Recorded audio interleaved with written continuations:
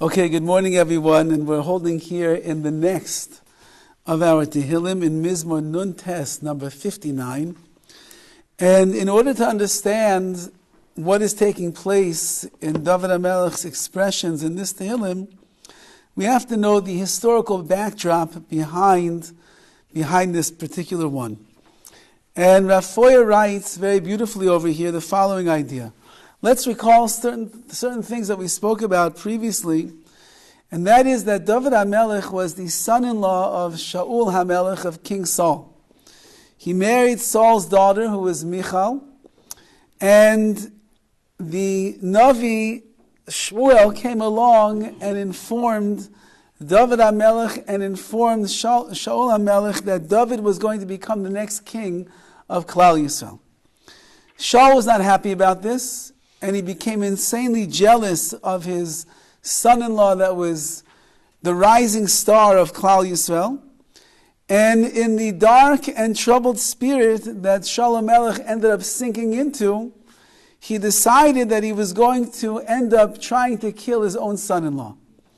This is not, when the chassan is standing under the chuppah, this is the last thing in the world that he's thinking about, that his father is going to want to come and shecht him and take away his life. But this is the way that HaKadosh Baruch Hu runs the world.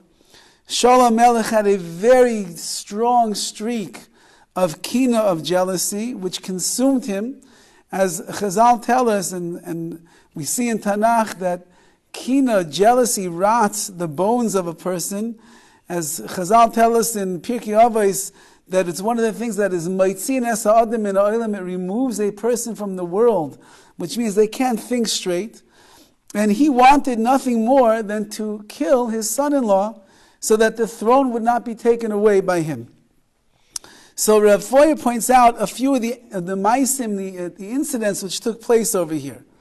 Number one was that he wanted to kill Dovid, and so he flung a deadly spear at the head of Dovid HaMelech, and it just barely missed the mark. I mean, Baruch Hashem, it did miss the mark. And when that happened, Dovid realized that he is really not wanted so much in the palace, and he fled. He ran away for his life. So what did Shaul HaMelech do? He sent soldiers. He sent soldiers to the home of Dovid HaMelech, and they were watching him that night because they wanted to slay him in the morning. So he was trapped inside of his own house. They wanted to slay him, and his wife, Michal, who was the daughter of Shaul, she had more allegiance to her husband Dovid than she did to her father. So she helped him escape through a window, and then she took I guess we'd call it today like a mannequin, and she put it in his bed, so that when the soldiers would come past the room, they would see a body lying in the bed, and they would think that it was actually her husband, Dovid HaMelech. And it wasn't only till the morning time that they realized that it wasn't Dovid HaMelech. He had already escaped, and he was free, and he was not did not end up getting killed over here by Shaul HaMelech. So what is this Tehillim? This is a Tehillim that Dovid himself is singing upon thanking HaKadosh Baruch Hu that he narrowly escaped his father-in-law, who was consumed by the jealousy so much so that he was willing to kill him and rid him. So before it points out something that we've said many times over the last couple of years that we're learning Tehillim together. And that is that Lam Natseich al Tashches David, Lam Natseich means a conductor, which means that this is a niggin, this is another one of Dovid HaMelech's songs. And it's uncanny how no matter what situation Dovid HaMelech finds himself in, he's running for his life, his father-in-law wants to kill him, he's out there on his own. Once again, all these men have turned against him, he has nowhere to turn, he can't be with his wife, he's gone.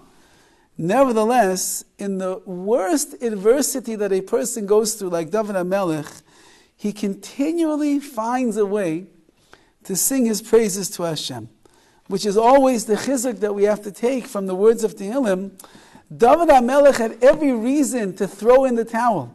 He was going through nisyonos, one after another, bashed again and again and again and again, pummeled by the challenges that HaKadosh Baruch Hu was sending him.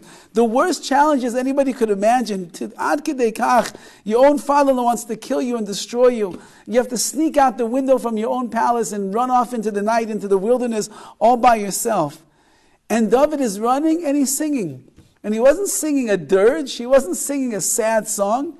He was singing a song that showed that he was gracious to HaKadosh Baruch Hu, that HaKadosh Baruch Hu once again allowed him to escape the clutches of the enemies. And even though that he physically is on his own, Dovid is never on his own. He knows that he's always traveling together with Hashem. So that's the backdrop of this Tehillim. And now we'll let Rav Hirsch, at least for today, we'll let Rav Hirsch take it away and explain to us what's going on over here. And we're in number 59, Nun Tet, 59. Thank you. You're welcome. So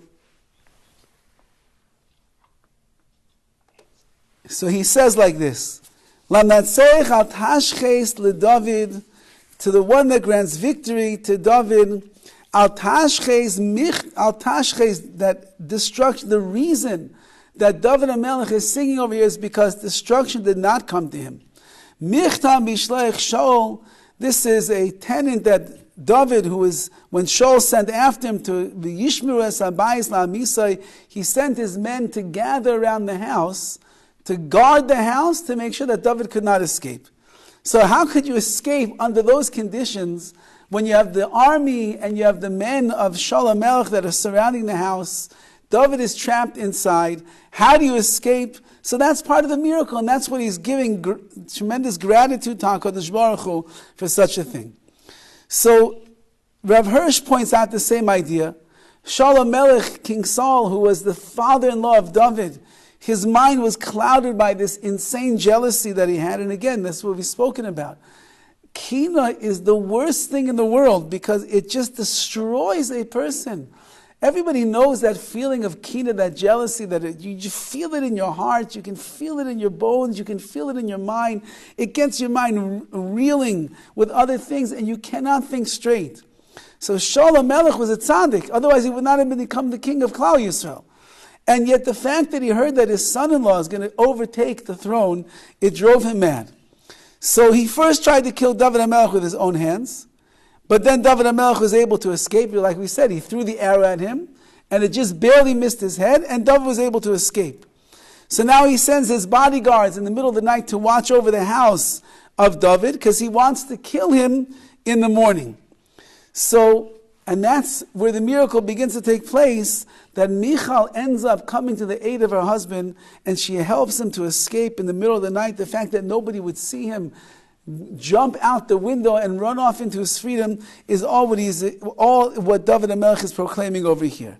So in the second verse, Hatzileini mi oivai, you delivered me from my enemies, Elokai, my God. Mimiskayimai tisagveini, and from those that rise up against me, you allowed me to persevere over them. So David HaMelech says over here that even though if you look, the main source of his danger was his father-in-law Shaul, nevertheless, there were these men who were the soldiers, they were the bodyguards of Shaul HaMelech over here, and they made things much worse. Because what did they do? They did everything possible to fan the hostility that Shaul HaMelech had already, and they offered themselves to Shaul. They said, we'll be the tools of your execution that you have plotted against David HaMelech. So they could have seen that something is wrong over here. Father-in-laws don't kill their son-in-laws. And they could have seen that the king was acting very rash over here with his tremendous jealousy. But instead they fanned the fires. And they got him even more excited. And they told him, whatever you need from us, we'll do. You want to get David HaMelech? We'll surround the house all night long. We'll go in there. We'll slay him. Whatever you want from us. So these men end up becoming the real enemies of David HaMelech, he writes. Because they were also envious of David. David was, remember, as we pointed out before, he's the youngest of the children of Yishai. He's the red-haired, the ruddy little boy over there that nobody thought was going to be anything more than just a shepherd taking care of the sheep. And suddenly he's chosen by the Navi, by the prophet, and he raises from one level to the next in his power, in his might, in his leadership, in his authority. And everybody was jealous. Even these men of Shaul Melech, they were also envious. They're the miskaimim of, like it says over here, they're the ones that are trying to rise up against Dovid HaMelech because they saw that he was the rising star of Klal Yisrael. And therefore their whole mission, their goal was, they wanted to bring Dovid HaMelech down from his greatness, from his glory. So Dovid is saying to HaKadosh Baruch Hu over here, I'm asking you, deliver me, HaKadosh Baruch Hu, deliver me from the hands of all these people that are out to get me. And that's what the next verse says, Hatzileinu mipayale oven. Deliver me from those that are doing oven, that are involved with violence. From the people that are bloodthirsty. These bloodthirsty men, I need you to save me. So Dovid HaMelech, he realizes, like he does throughout all of Tehillim, the only way that you're going to be saved and the only way you're going to be able to get through whatever situation and challenges you are in life is if HaKadosh Baruch Hu helps. You can't do anything on your own. You can't get through a single challenge in life unless HaKadosh Baruch Hu is the one that is coming to your aid. And therefore he realizes that he needs deliverance, he needs salvation. There are angry and violent people that are rising up against him. So that the whole Tehillim is, please, Ribbono Shel Olam, I need you to be the one that's going to come and rescue me and save me. And that's, as Rav Hirsch writes over here, the tefillah that Dovid is offering is, deliver me from the deadly peril which they have prepared for me at Shaul's behest. Do not let them succeed in their endeavor, but they themselves are the Anshe Damim, they themselves are people who delight in their crimes, and they should also be punishable by death. In the face of their intention to do me harm, you need to preserve my life, that I should be strong and unbowed, that I should not fall into their hands. So Dovid realizes what he's getting himself into. He realizes that the danger is piling up on all the different sides. And the only way that he's going to be able to succeed in this is if Hashem is going to answer his prayers. So we're going further, and it says in number 4, Ki hine arvu lenafshi. They're lying in wait for my soul. This is like guerrilla warfare over here. They're trying to destroy me. Yaguru alai azim. They gather against me with azim, with azus, with impudence. Loi fishi, I did not do any transgressions. V'loi chatasi, nor did I sin. Hashem, I did not sin against you, O Hashem. Now some of the Mefarshim over here learn that Dovid HaMelech is explaining that I did nothing wrong to them. I didn't do anything wrong to Shaul, I didn't do anything wrong to his men, and therefore they have no reason at all to start up with me and try to destroy me. So I'm asking you, HaKadosh Baruch Hu, that in the merits that I did nothing wrong at all to them, personally, individually, as a group, as the soldiers of my father-in-law, so there's no reason why they should be victorious over me. But Rav Hirsch learns it differently over here. Because if you put 4 and 5 together, in number 5 it says, Bli avain yerutzun, eat without any of my own faults. They're running after me, v'yukainanu, and they're preparing themselves. Ura likrasi ura'ei, awake. He's asking HaKadosh Baruch Hu, wake up, so to speak, and help me get through all of this. So Rav Hirsch points out the following idea, and he says, Loi pishi, I did not do anything wrong. And now you have to be Dovid HaMelech to be able to say these words, because he knows he was in complete awareness and he was in check with himself all the time to know if he deserved the punishment or did not deserve a punishment. Meaning we believe in a world of midah keneged midah. Everything is measure for measure. If there's something that is wrong going on in my life, I mean, we'll call it wrong, there's some kind of what we'll call a consequence, a punishment, it must be because I did something wrong. That's why HaKadosh Baruch Hu is responding in that way. If you walk into the middle of the street, Rahman al-San, you're going to get hit by a car. If you walk outside, the sages tell us, in the wintertime with a wet head, and your clothing is not warm enough, so you are going to catch a cold, and over there, the Gemara says that you're held responsible for your silliness and your foolishness for doing such a thing. But again, in anything in life, if a person would be a diabetic and they eat a complete chocolate cake, the consequence is, mida keneged mida, you are going to the hospital for that one because you can't handle.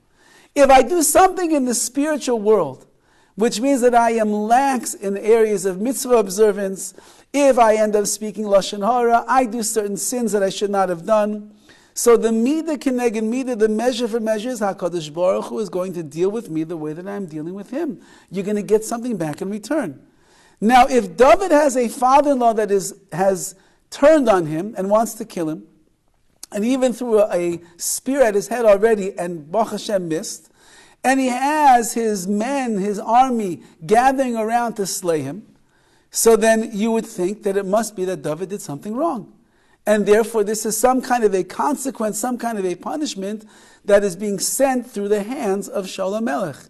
As Chazal tell us, Harbe shluchim l'mokaim.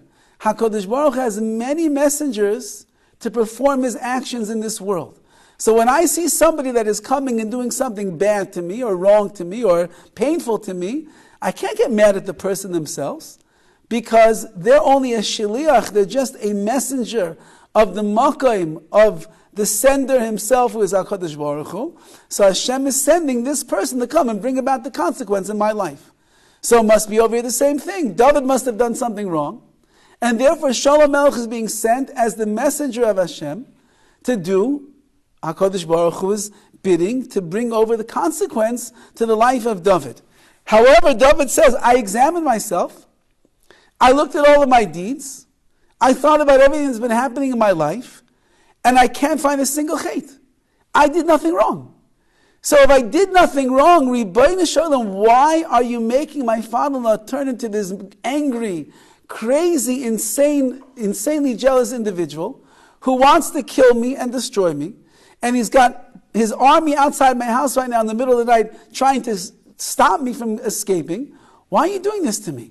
I didn't do anything wrong. I didn't sin. Now again, the other Meforshim say, I didn't sin against my father-in-law nor these men, so why are they getting angry with me? But Rav Hirsch is learning it's a much deeper admission of Dovid HaMelech over here. And that is, Lo Pishi, I didn't commit any transgressions, and I've never been guilty of any sin that I might be deserving of such hatred. Dovid HaMelech understood, if somebody hates you and behaves in a certain way where they're out to get you, it must be that you've done something wrong. You can't be a tzaddik yisod olam and somebody wants to come and kill you. It doesn't work like that.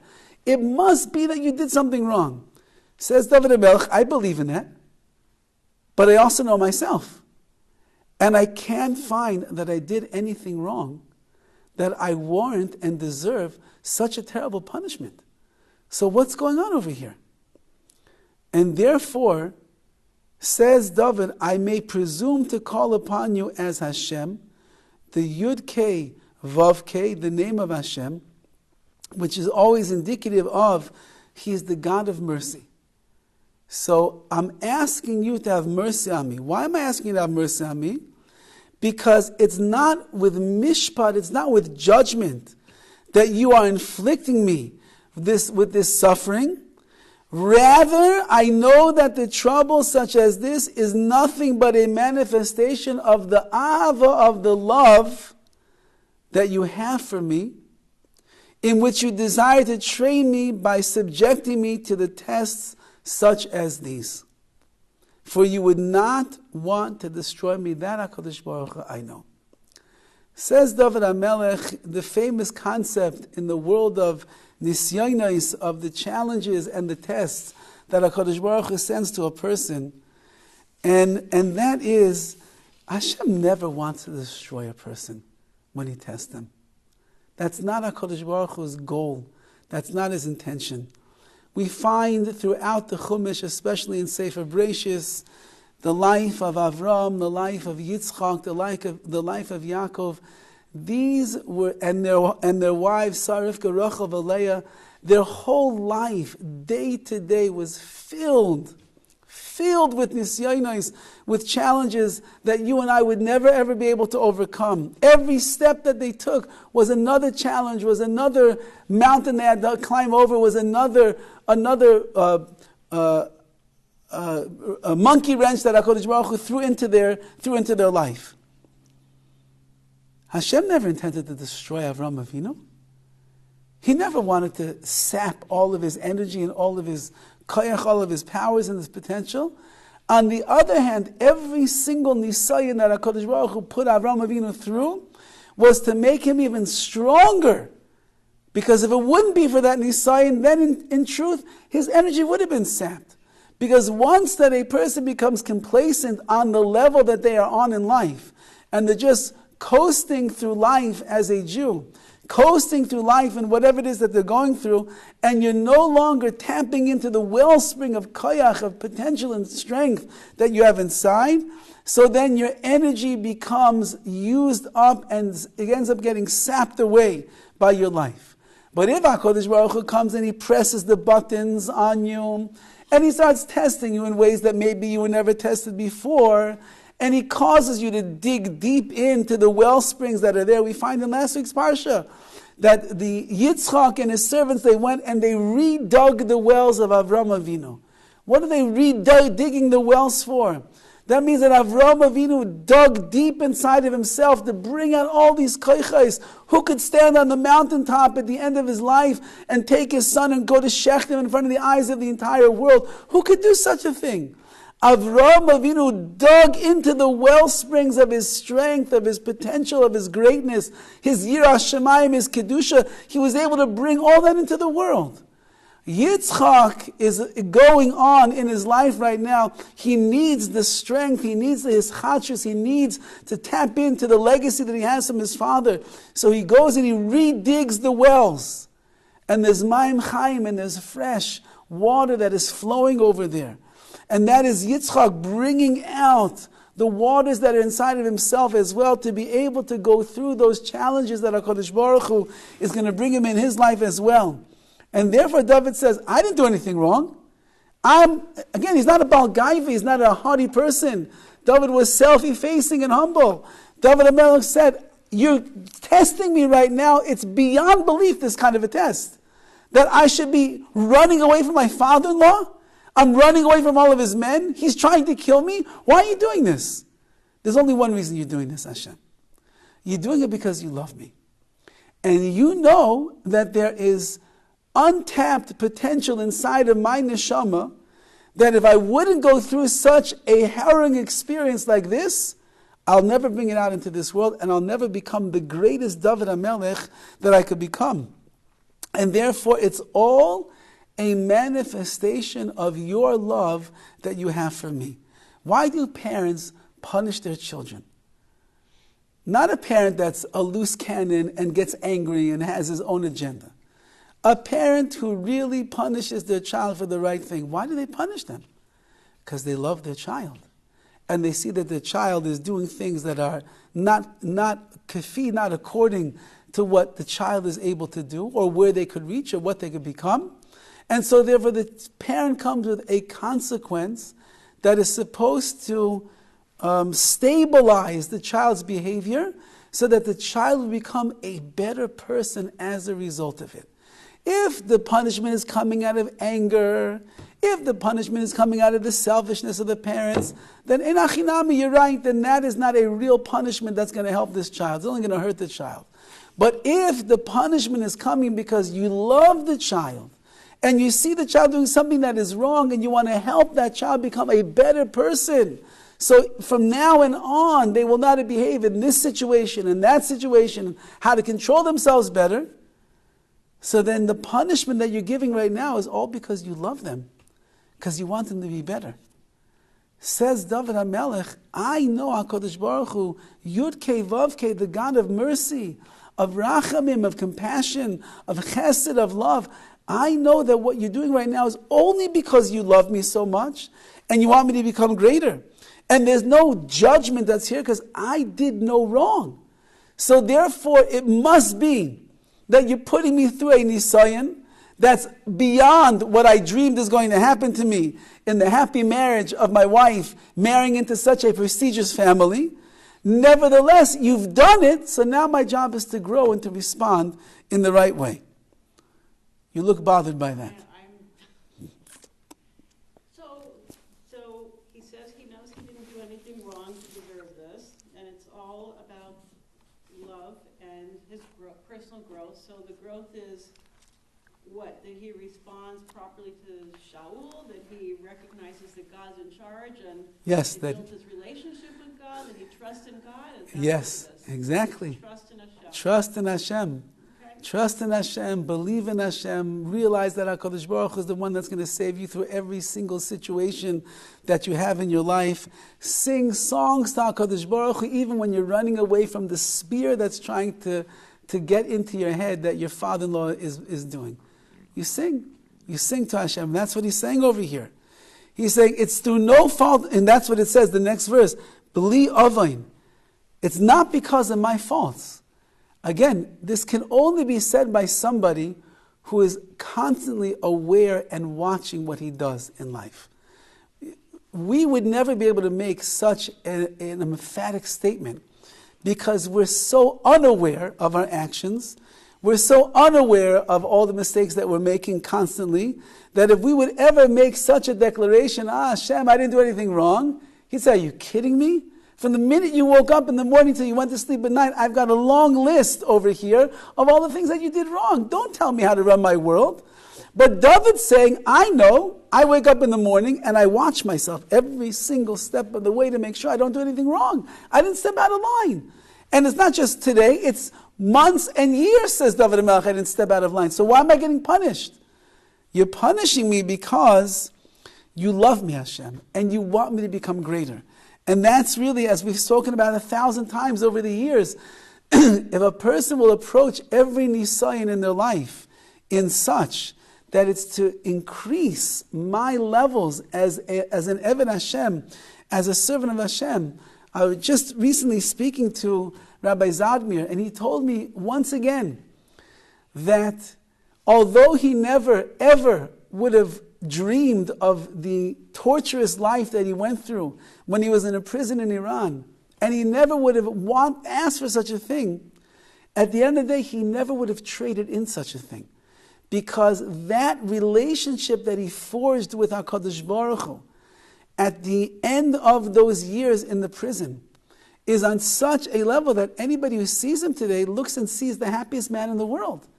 The happiest man in the world. But you know what he went through, and you don't even really know what he went through because only he knows what the pain is. But through the nisyonos, through the challenges, when you're forced to stop worrying about things so much yourself and trying to figure out all the details yourself, and you just put it all on the Rebbeinu Shalom, and you realize that HaKadosh Baruch Hu is the one that's going to help and take care of you, so then everything begins to turn around in a person's life. And wherever you go, like Dovid HaMelech says much earlier, even though that I walk through the valley of the death, I fear no evil, ki ata imadi, because you are with me, Hashem. I have nothing to worry about. I have nothing to fear. Whatever it is that I'm going through my life, you are the one that is right there with me. So why should I worry? Why should I be concerned? Why should I get anxious? Why should I be nervous? Why should I start getting stressed out and frustrated? Ki ata imadi. You are with me. You are an imadi, even as a language of Aymed. You're the one that's holding me up. Right? We say that Avraham Avinu was so great because he was challenged with 10 struggles, 10 tests. V'amad b'kulam, he stood up to all of them. What gave him the source to be Aymed, to stand up to every single challenge? Ata imadi, you're together with me, HaKadosh Baruch Hu. You're the one that is supporting me along every step of the way. So that's what he's saying over here. I understand why you're doing this, Hashem. And I'm not angry. I'm not upset, like most of us do get upset when we go through a big challenge. And I'm not frustrated, like most of us do get frustrated when we go through challenges in life. I'm not distressed. I'm not sad. I'm not down in the dumps. I'm singing you songs, HaKadosh Baruch Hu, because I recognize all of this is just Ava. This is all the love that you have for me. And therefore you want to make me even a greater person as a result of this. So therefore, says Rav Hirsch, that it's not no fault of my own. They're eagerly standing ready to execute Shaul's murderous plan. It's not because of me. You position them there. You put them against me. You pitted them against me here in this world because you are trying to make me more reliant upon you.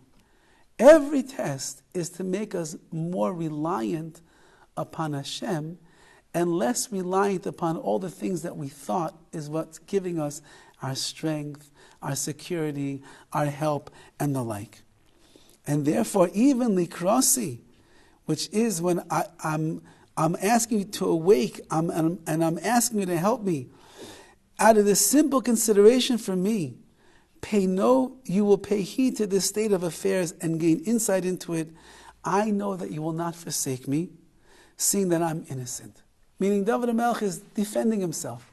At the end of the day, Rebbeinu Shalom, I don't deserve to be killed right now.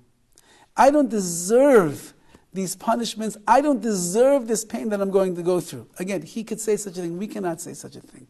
If we find ourselves with nisyonos piling up in our lives or banging us over the head, I deserve it. There's a reason. HaKadosh Baruch Hu have a reason. But even though we'll never really know the reason why HaKadosh Baruch Hu puts us through what he puts us through, one thing we do know, it's all like Dovid is saying over here. It's all to increase our relationship together with the Rebbeinu Shalom. So whatever challenge a person confronts in life, whatever struggles they have to overcome, whatever difficulties are presented in their way, so it's all for one reason and one reason only. It's just because HaKadosh Baruch Hu loves us so much. Like we see, the imahais were akaros, they were barren women. Barren means, as Chazal explains, they did not have the capacity to be able to have children. So it wouldn't matter how much they daven, it wouldn't matter how many IVFs they went to get, they would not be able to have a child. But Hashem wants them to have children. Because we need their children.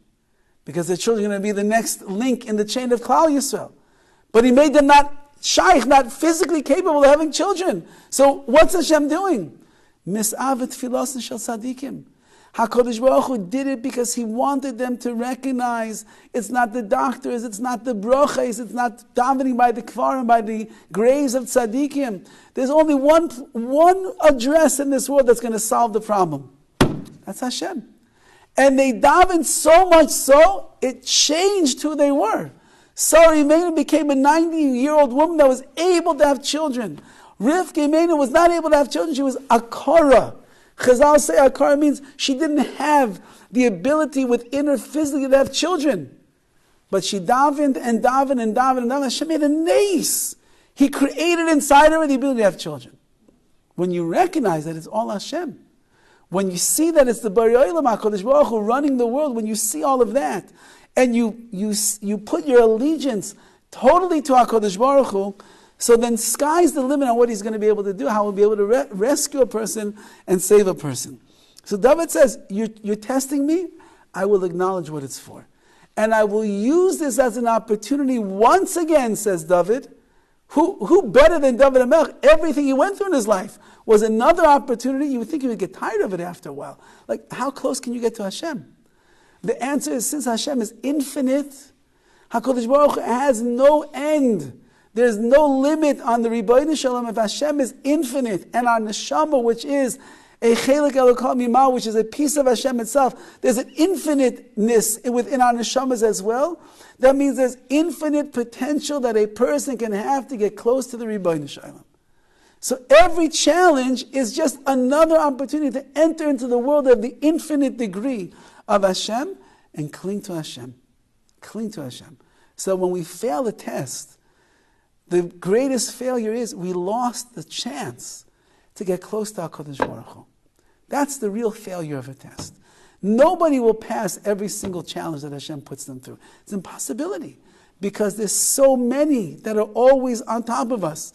But if we have the nisyonos in life that HaKadosh Baruch Hu sends us because He believes in us and He sees the koyach inside and He knows that we can overcome, and we don't, that means that Hashem's offering us His hand to be able to bring us into the world of infinite greatness of Hashem, to get closer and closer to the Shekhinah, and we stumble and we don't see our strength, we only see our weaknesses, and we end up failing at that test that Hashem sends us. That means we lose the greatest chus in this world, which is to get in a deeper realm of existence and our relationship with Hashem, which is why we are here. We're here to get to that place. Rabbi HaChaim Halpern, who used to come, he would speak about these ideas of what they went through in the Holocaust, what they went through in the darkest moments of Auschwitz, of Gehenna that they were in. But those that were able to focus in on the Ribbono Shel Olam, those are the ones that they were able to transcend the moments that they were in, and they were able to live in a higher place, and they emerged from the war stronger than they were before the war. How does a person do that? They lost mother, father, children, wife, everybody in front of their own very eyes. They were beaten to a pulp 100 times. They were in gas. They went through everything. But because they realized that there's only Hashem in this world, and if I'm going to survive, it's because I attach myself to the source of all life, the Ribbono Shel Olam, so then they lived through the experiences connected deeply to Hashem. And as a result of that, they were able to, the story is told that when the yeshiva of Kelm was being taken out to be mass murdered by the Nazis, Yimach Shemam, the mantra in Kelm all of the years was, nothing will alarm us, and nothing will distract us, and nothing will get us excited. We are in total control of our minds, of our bodies, of our souls, total control. The minds of the Kelmers, of the people in Kelm, were always completely settled. They were always one with the Ribbono Shel Olam. There's a funny story with Yaakov Kamenetsky when he came to the yeshiva of Kelm. So the first day that he was there, it was a day of Kriyas HaTorah. It was a day that they read the Torah, Monday or Thursday. And they got to the bima to read the Torah, and there was no Kohen. There was no Kohen in the room. Mark Littman wasn't there that day. So there was no Kohen. So they're about to call up the next person. When there's no Kohen, you call one of the Rabbanim, or you call somebody else, Bim Kohen, in place of a Kohen.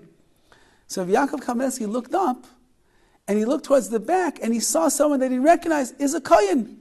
So he walked over to the beam, and he said to the Gabbai, he said, you do have a Kohen. Over there you have a Kohen. So the Gabbai said, thank you very much. That will cost you 1 ruble of a kanas of a fine.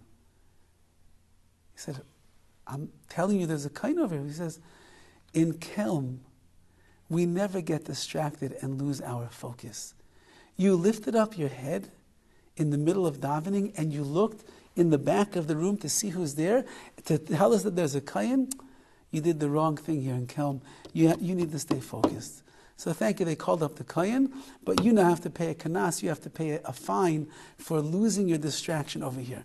So the way that it worked in Kelm is, the famous story that there was, I think, the mayor of the town in Kelm, and one of the other statesmen made a bet that the Bachrim, the boys in Kelm, they'll never lose focus or attention.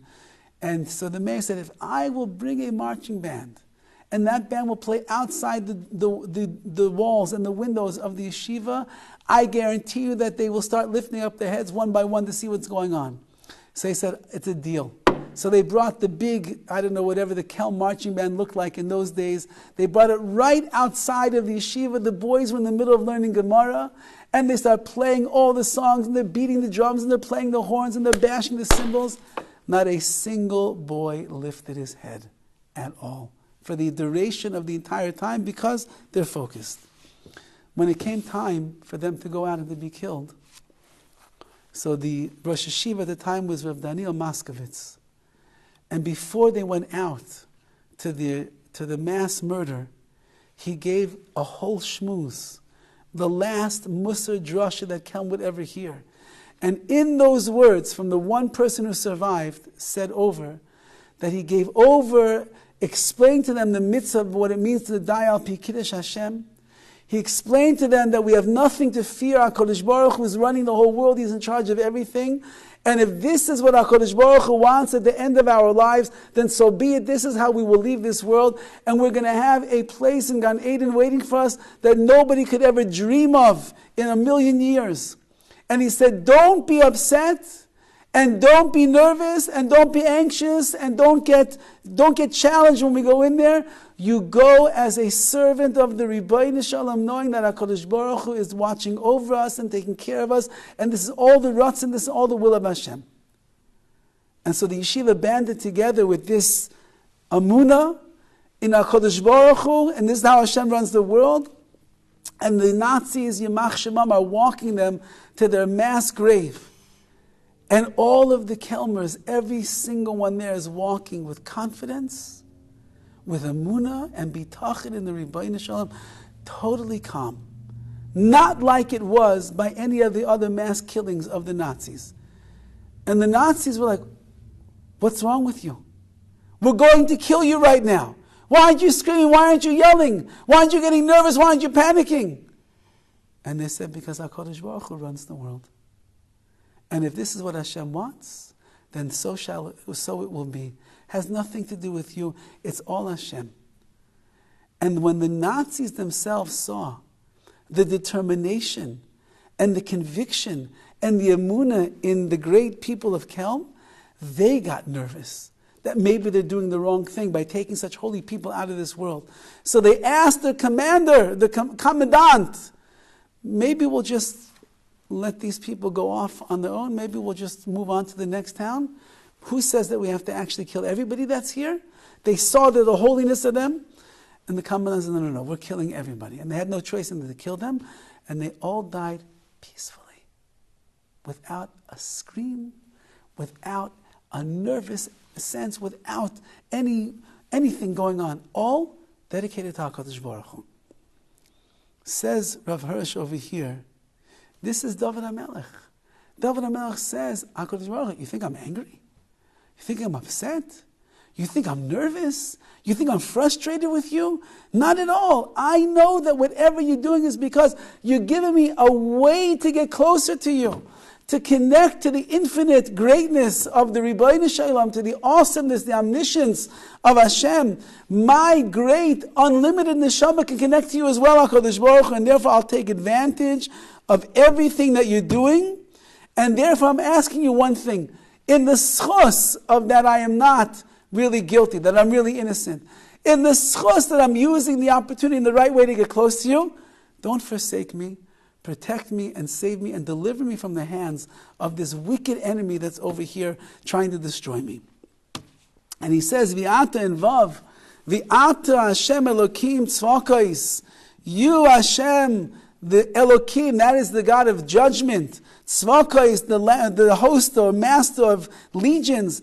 Elokei Yisrael, the God of Israel. Hakitza, wake up, he says.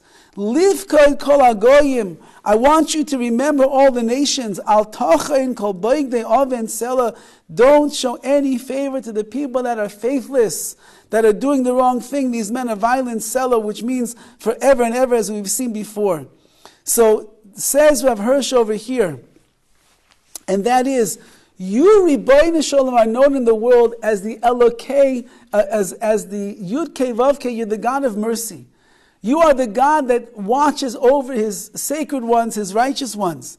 And therefore I'm asking you, for your own glory, it's not for me. I don't need it, says Dovid HaMelech. For your sake, Hashem. So that the world should know how glorious and how mighty and how awesome you are. You have to make sure that you take care of me. And you have to protect me. And you have to deliver me. And you have to end up meting out the punishments with those people that are trying to destroy the ones that are closest to you, Rabbi Shalom. And that's what he's asking over here, not for myself. There's another big thing over here, and if you recall different things that we saw in the words of Rav Gamliel Rabinovich over the years. When a person finds themselves in a tzara, when they find themselves in a difficult situation, and they go to daven to Hashem, what's the tefillah that we should use? Please, HaKadosh Baruch Hu, save me for my own sake? No. Since that the purpose of this world is for the Kvod Shemaim, the glory of Hashem, that your Shekhinah should be known amongst mankind, amongst Klal Yisrael, amongst the nations of the world.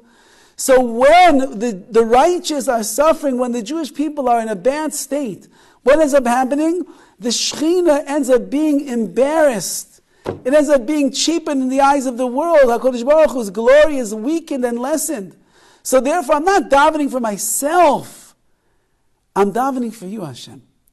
I'm davening that if you will save me from this situation that I'm in right now, your glory will be manifested in this world and more people will believe in you. More people will serve you. More people will be able to do the right things because they recognize that the yad, the hand of HaKadosh Baruch Hu, His benevolence, His kindness, His mercy, His compassion is on those that are doing the right things in this world. So it's not for me, it's Laman Cho, it's for your sake, Hashem, that your glory and your greatness and your omniscience should be known here in this world. And that's seemingly what Dovid HaMelech is saying over here as well. He's saying you need to remember, you need to arouse yourself and remember what the nations did to me, and you need to destroy them. Not for me. Whatever's going to happen to me is going to happen to me. I know I don't deserve it. Whatever you put me through, it's because you love me, Hashem. But if the world will see the salvation, if the world will recognize that there are evil men that are trying to perpetrate these terrible crimes and kill me and destroy me, and yet you miraculously allow me to survive, once again, says Dovid HaMelech, so then that will be a great kavod. That will be a great glory, a tremendous honor that there is for your sake, Hashem, for your Shekhinah, for your divine presence, not for me. And that's what he says. This word over here of lifkoid is a very famous word in the Chumash. The first time that we see the word is when it says, V'Hashem pakad es Sarah. Hashem remembered Sarah. And that means that He remembered her and He brought her that she would conceive a child. Which means that this woman who went 90 years of her life, she didn't waver in her emunah. She didn't give up on the Rebbeinu Shalom. She kept davening and davening and davening, and she believed that if HaKadosh Baruch Hu wants to give her a child, He'll give her a child. And Avraham Avinu also, he never not once for a moment lost trust in Hashem, that if Hashem wants to bring him children, He'll bring him children. And so therefore, if Hashem pakid Sarah, Hashem remembered Sarah, He remembered her schusim, He remembered her davening, He remembered her tefillas, He remembered her emunah. And at that moment, He changed her nature around. A 90-year-old woman, and He brought back the abilities to be able to have children, and she has coming from her a Yitzchak Avinu who will go on to be the father of Yaakov, and Yaakov will be the father of all of Klal Yisrael. And that's for the glory of Hashem. Whenever somebody who serves HaKadosh Baruch Hu sincerely ends up getting saved or rewarded at the end, that's the greatest glory in the eyes of the world, because then they see it's true. If you do this, Taka HaKadosh Baruch Hu does come through. If you behave like this, yes, HaKadosh Baruch Hu does bring salvation. If you're such an honest, sincere Oved Hashem, be'amunah shleima serving HaKadosh Baruch Hu, Hashem's going to save you from whatever you're going through. He's going to bring you the brachas that you're asking for. Sarah wasn't asking for a bracha for herself. Even when Avraham Avinu said, "B'ma Eda, how will I know, Hashem, that you're going to give me a child so that I'll be able to be able to raise another generation?" It wasn't for himself. It was because if I don't have my own child for me and Sarah, who's going to live the legacy of Klal Yisrael that you want? I can't trust Yishmael. Who's it going to be? So therefore, the more that we are living for Hashem, and the more that we are aligning ourselves with the Ratzon of HaKadosh Baruch Hu, and the more that we're delving into and we are expanding our emunah in Hashem and living tzaddik be'emunasa yichya, a tzaddik lives in that emunah. That's what life is. Chiyus, life is when you're connected to the source of life, which is HaKadosh Baruch Hu. So the bigger that we make our connection, the stronger that connection is, the more we're attached to the infinite being HaKadosh Baruch Hu Himself, So then the more Hashem will bring His Rachmanis, He'll bring His mercy, He'll bring His compassion, He'll bring all of the wonderful things that Hashem has in store for us. He'll bring it because we are the representation of what it means to be somebody that lives their life for the Ribbono Shel Olam. If you live your life for HaKadosh Baruch Hu, HaKadosh Baruch Hu will never let you down. You don't let Hashem down, HaKadosh Baruch Hu will never let you down. There will be challenges, and there will be tests, and there will be things perhaps that nobody ever dreamed of taking place. That's all true. But if Hashem sees how much you love Him, that means whatever He brings your way is only because He loves you. And therefore it will make you greater and stronger and elevated than you were before. We should be Zeich Em Yetz Hashem, that as Dovid HaMelech was able to sing the praises and the song to Hashem wherever he went, whatever he was going through, no matter how difficult the situation was, because he realized it's all about me and you, Hashem. So we should be zeichet to recognize that as well. And whatever a person is going through in their own lives, they should realize it's ani v'hu, it's all me and the Ribbono Shel Olam.